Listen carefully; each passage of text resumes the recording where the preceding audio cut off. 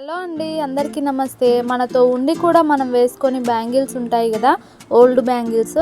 వాటినైతే ఈరోజు నేను cloth bangles అయితే చేసుకుంటున్నాను.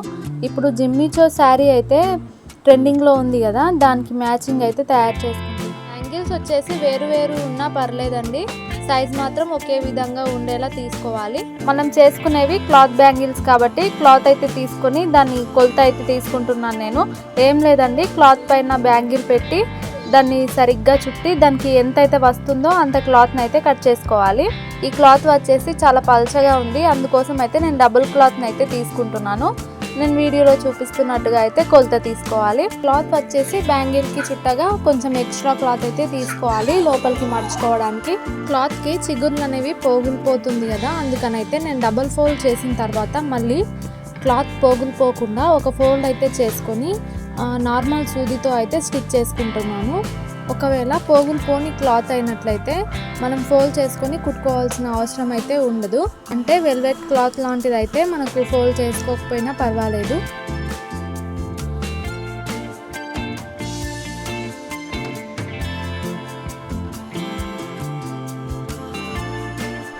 టోటల్గా పై వరకు సూదితో కుట్టుకుంటూ వెళ్ళిపోయిన తర్వాత ఒక నాట్ అయితే వేసుకోవాలండి. నాట్ వేసిన తర్వాత రెండు కార్నర్లు కూడా కలిపేసి అక్కడ కూడా మనము స్టిచ్ చేసుకోవాలండి. సూదితోనే స్టిచ్ చేసేస్తున్నాను. ఈ క్లాత్ అయితే ఒకవైపు కుడుతూ ఉంటే మరోవైపు పోగులు పోతూనే ఉంది. మనము అడ్డంగా కూడా కుట్టిన తర్వాత ఒక నాట్ అయితే వేసేసుకొని ఆ పోగులు పోయింది కదా, ఆ క్లాత్ని అయితే కట్ చేసుకుంటాను. ఇంకా పోగులు కట్ చేసుకున్న తర్వాత సీదా వైపుకి అయితే మలిపి మనకు కుట్టు కనిపించకుండా ఉండే సైడ్కి అయితే మలుపుకోవాలండి. మంచి వైపు పైకి ఉండాలి. బ్యాంగిల్ని క్లాత్ మధ్యలో పెట్టి సరిగ్గా అడ్జస్ట్ చేసుకోవాలి. ఈ క్లాత్ చివర నుంచి సూది తీసి అలాగే ఆ క్లాత్ చివర నుంచి బయటికి అయితే లాగాలి. అలా లాగితే మనకు క్లాత్ అయితే దగ్గర అయిపోతుంది. ఇలా బ్యాంగిల్ మొత్తం కూడా క్లాత్ని అయితే కుట్టుకుంటూ వెళ్ళాలి. అలా కుట్టుకుంటూ వెళ్ళడం వల్ల మనకు బ్యాంగిల్ అయితే కనిపించదు.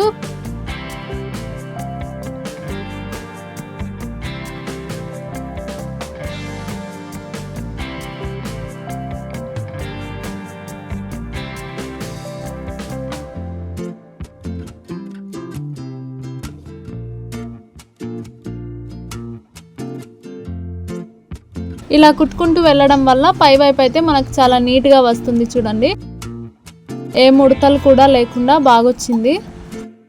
ఇంకా ఇదే ప్రాసెస్లో మొత్తం క్లాత్ మొత్తం కుట్టుకుంటూ వెళ్ళాలి. బ్యాంగిల్ మొత్తం కూడా నీట్గా వస్తుంది.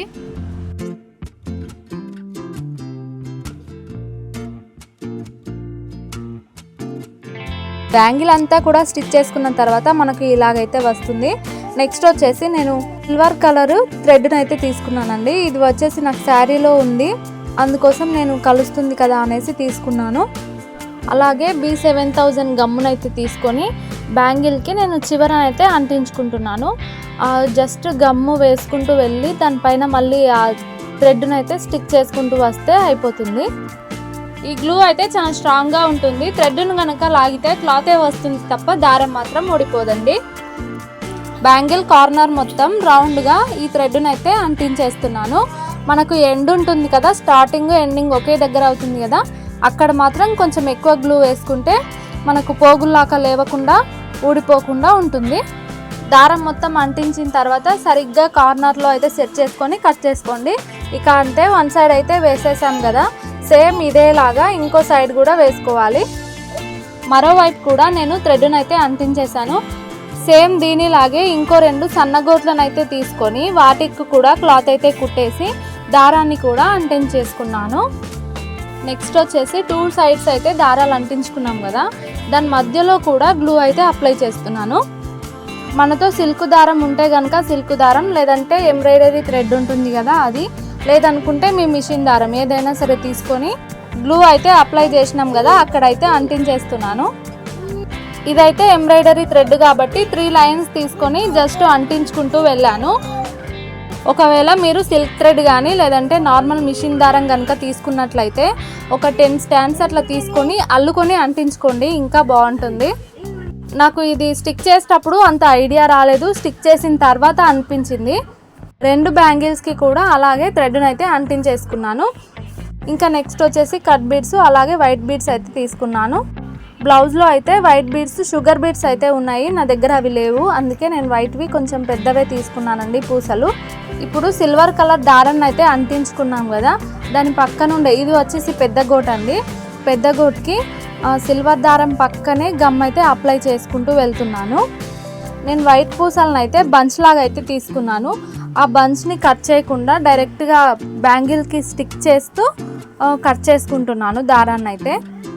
జస్ట్ స్టిక్ చేసినా చాలండి, మనకు ఏం ఊడిపోదు, ఈ గమ్ము కొంచెం స్ట్రాంగ్గానే ఉంటుంది. నేనైతే బ్యాంగిల్ రౌండ్ మొత్తానికి కూడా జస్ట్ గ్లూ అప్లై చేస్తూ పూసల్ని అంటించుకుంటూ వెళ్తున్నాను.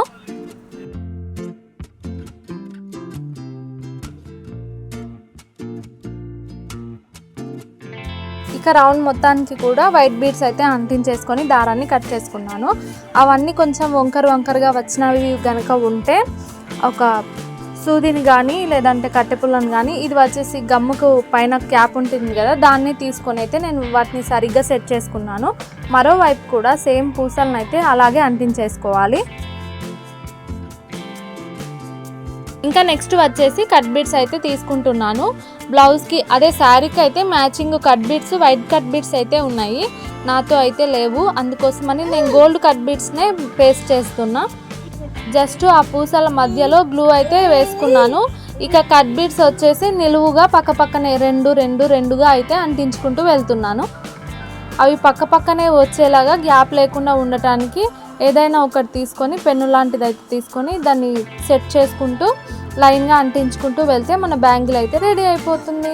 నాకు మొత్తం అంటించిన తర్వాత వైట్ కట్ బీడ్స్ ఉంటే ఇంకా బాగుండేది అనిపించింది. ఇంకా లేవు కనుక నేనైతే ఇవైతే స్టిక్ చేసేసుకున్నాను. పర్లేదండి, శారీకి అయితే మ్యాచింగ్ అవుతుంది అనుకుంటున్నాను. మ్యాచింగ్ అయిందా లేదా అనేది మీరే చూసి చెప్పండి ఫ్రెండ్స్.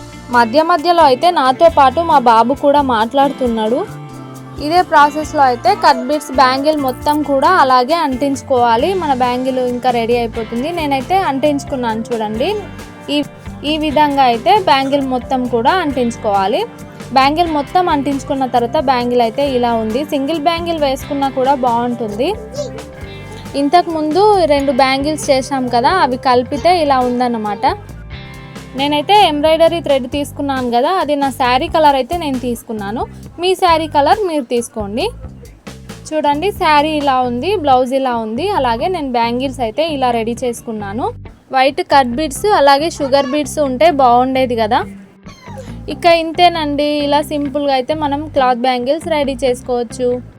మన ఛానల్ని ఫస్ట్ టైం చూస్తున్న వాళ్ళైతే తప్పకుండా సబ్స్క్రైబ్ చేసుకోండి ఫ్రెండ్స్. అలాగే వీడియో నచ్చిందో లేదో చెప్పండి. మరొక మంచి వీడియోతో అయితే మీ ముందుంటాను. Bye friends.